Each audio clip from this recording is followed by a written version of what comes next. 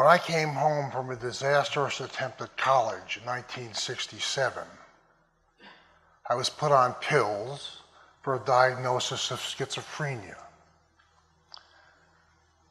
My balls shriveled up, my dick became a nub, and I turned into a pussy. I became afraid of women and terrified of men.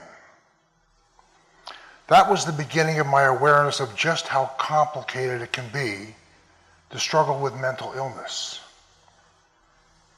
Not only do you have your condition to deal with, there are also prescriptions and there are many side effects to contend with.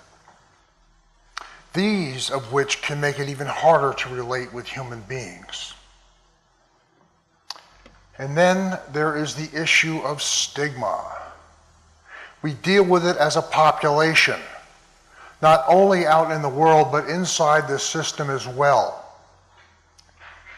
It seems to me that not much has happened in the world of stigma busting.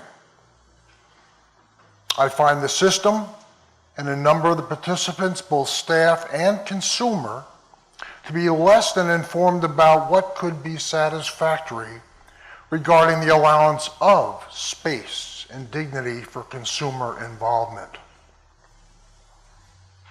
By the way, consumer is a word I find deplorable and insulting. To me, it implies a lack of choice and self-determination. The mouth and hands opened and always ready to take without any thought of consequences or of a real need for what is being offered. Should there be more of the fatness and gluttony of everything under the sun? Some propensity that dictates consumption that leads to ruin? How many cigarettes, cups of coffee, alcoholic drinks, illegal and legal drugs, plus food can be used to avert and ameliorate a nagging and unhappy life? Then there's the entitlement mentality that does not empower or strengthen any self-reliance or resilience. I'm not getting my needs met. How do I survive in this world? What are they doing to me? I am entrapped by a system that has created an addiction to services I'm told I need. I am the reason for all things mental health.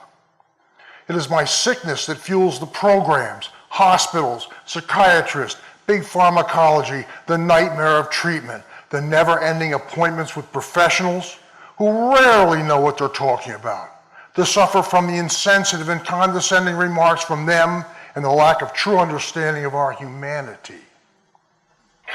I have become the consumer. I no longer exist for any other reason than to be and do as the system dictates. I am a consumable and expendable commodity. There is no reason for a cure or real hope.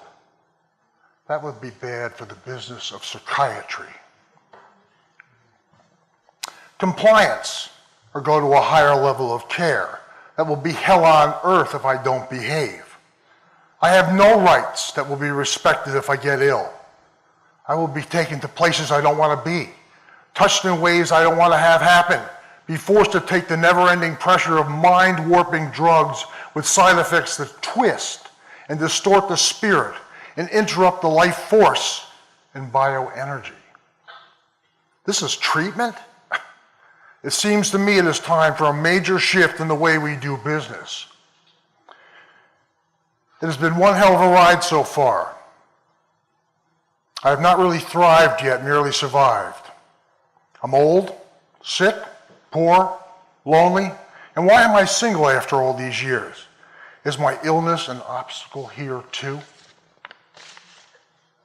One thing I can never stop wanting or trying to make a peace is to have a partner to share my life with. Being troubled at a very young age with a drug-addicted, mentally ill mother, as well as an alcoholic, philandering father, really twisted my mind and deeply wounded me.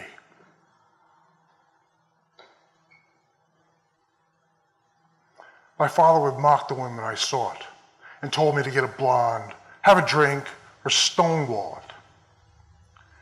Most of my life from then to 1981, I spent burying my feelings in alcohol, weed, and anything else that was available.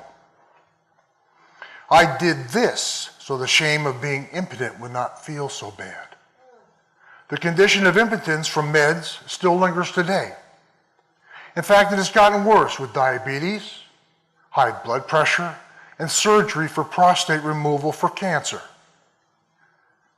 In July of 1981, I sobered up and hoped that would do the trick and lead to a wife, a family, an education, and a decent job to pay the bills. The American dream. It hasn't happened. Why?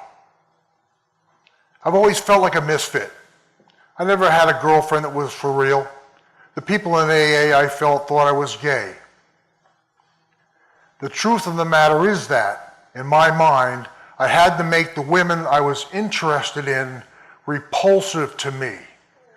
That way, the secret would be mine, and the shame of being not male enough would stay with me.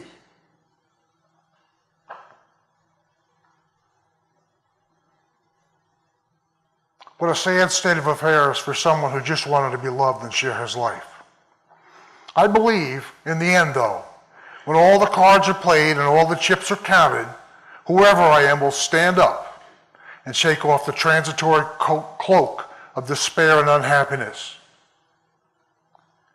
Nothing happens by mistake, and the acceptance of that covers a multitude of sins. Who am I to think that this life I have lived so far should have, could have, or would have been better only if I had managed it better? Shit happens to everyone, and no one gets out of here alive. I am, in essence, not any different from anyone else in the realm of human capacities. To believe otherwise cripples and distorts the humanity of all of us. If I want a good laugh, all I need to do is look in the mirror and think I deserve something more than someone else because I am better than they are. I don't know anyone else's complete story, or the roads they have traveled, or the sorrow they have experienced. I don't know what stigmas or other obstacles that have stood in their way. Who am I to judge another or think I am superior to someone else's situation? That I'm just playing God. That would be a poor role for a mere mortal like me.